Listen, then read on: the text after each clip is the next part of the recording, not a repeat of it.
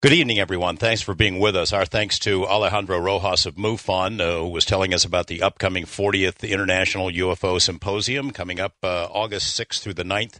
And not to belabor the point, but, you know, it's one thing to learn about UFOs in books and online. It's another to go to one of these conferences. The MUFON Symposium has always been the most credible, the best in the business. And if you get a chance, you should really check it out because it's great to be able to interact with these speakers and these experts on a first-hand basis. Coming up, Robert Hastings. He's been involved in UFO research about 30 years. He's written this book that I mentioned, UFOs and Nukes. It's one of the most disturbing and important books ever written on the topic. He's interviewed more than 100 former Air Force personnel who've seen this stuff with their own eyes. They were there. They've testified about it. They've used their real names, and their accounts are very chilling. When we come back, we'll jump right into it with Robert Hastings. Don't go away. Welcome back to Coast to Coast. I've never had a chance to meet Robert Hastings in person, but he and I have exchanged a lot of emails, and I read the book, UFOs and Nukes. It's astonishing and sobering and disturbing, and he joins us now to talk about the massive accumulation of evidence that he's acquired over the years, including interviews with more than 100 U.S. Air Force veterans who saw these incidents for themselves. Robert, great to have you with us. Hi, George. Good to talk to you finally. I want to jump right into it. How many cases do you think you have total, worldwide, not just American cases, of where these things, whatever they are, intrude over nuclear weapons storage facilities, missile silos, things of that sort? Well, I can directly attest to over 100 that I've investigated myself. I've tracked down the witnesses who were there, ranging from airmen to colonels who were involved in incidents at weapons storage areas, missile sites, nuclear bomber, flight lines, and so on. I'm just guessing that there'd probably be a comparable number in the Soviet Union, former Soviet Union, as well as any other nuclear power.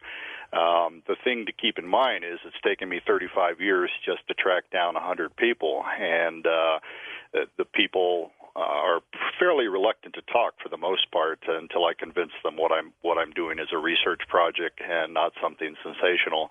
And once they realize where I'm coming from, they're usually quite eager to come on board. But I would estimate, I mean, there's no way to quantify this, but for every one that I have uncovered, there could be 10 or 100 or God knows how many more. Well, we know it has happened in the U.S. We know it's happened in the USSR, and we'll get into some specifics in a minute. What about England, for example, other than the Bentwaters case, to the British nuclear facilities, India, Pakistan, Israel? I have tried my very best to get solid leads from around the world of this type. I'm just now getting some information suggesting there have been incidents at France's ICBM sites, which are largely dismantled now, and at least at one of their nuclear bomber bases, the French Ontard bomber, there was an incident that I'm just now trying to get the sources online to speak with me. I've heard rumors, anyone can find these rumors on the internet about incidents in Israel and Pakistan and India, but personally, I've not been able to find anybody that I could sit down and say, this is a credible source, this person was there, this person can provide me the documentation indicating that he or she was there when all this went down. So it's not that it's not going on, it's just hard to wrestle it to the ground, so to speak. Perhaps the thorniest question, and maybe it's too early in this interview to tackle this, and perhaps we'll have to come back to it at the end of the interview, but it's the obvious one, is why, what the agenda is. They appear over the facilities. Sometimes they interfere with launch codes, things of that sort. What's the agenda? Do you have an idea? Well, I've spoken at over 500 colleges and universities nationwide since 1981, and what I tell my audiences is this, taking it one step at a time. If you look at the best UFO reports, the best documented cases, we're clearly dealing with a technology that is orders of magnitude beyond anything we have or any other country on Earth has. To me, that suggests that we're dealing with ETs or beings from other dimensions or, even future time travelers. I mean, you're in that realm. If one is familiar with theoretical physics, the cutting-edge things that are being taught now at Cambridge and Yale and Oxford, we're talking about parallel universes, faster than speed of light travel, things that even 20 years ago were considered heresy. So I think it's not extremely out of the question. I mean, I think it's certainly in the realm of possibility that we are dealing with ETs or something of that nature. If that is indeed the case, my research has demonstrated beyond any doubt that since the beginning of the nuclear age in 1945, after the first detonation of the bomb in New Mexico, the test, and then the subsequent bombings of Hiroshima and Nagasaki, UFO activity at nuclear weapons-related sites has been an ongoing phenomenon. That suggests to me that whoever are flying these craft are indeed interested in monitoring our nuclear weapons program and the Soviets' program. Probably the same situation has occurred as we've discussed in the other countries that have nuclear weapons. In my opinion, the best case scenario is that these are beings who have our welfare at heart for reasons that we may not understand, whether it's moral, whether it's in their own self-interest or a combination of the two.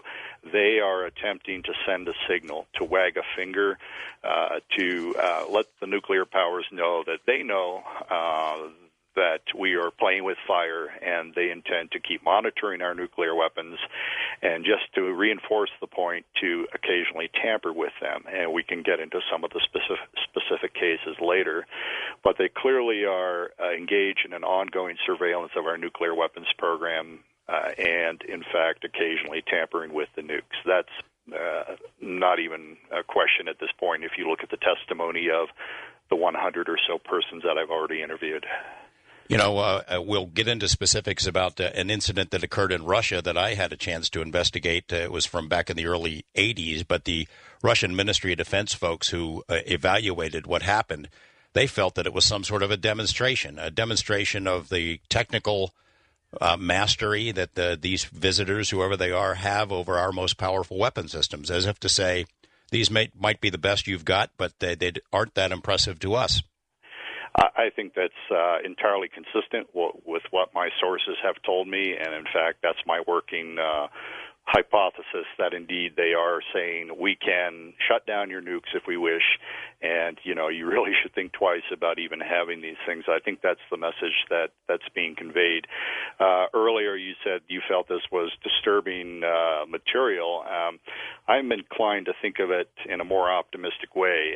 If I were in the Pentagon or the CIA or the Kremlin, I would certainly find this disturbing if my strategic weapons systems were being compromised by forces unknown who clearly had a technological edge.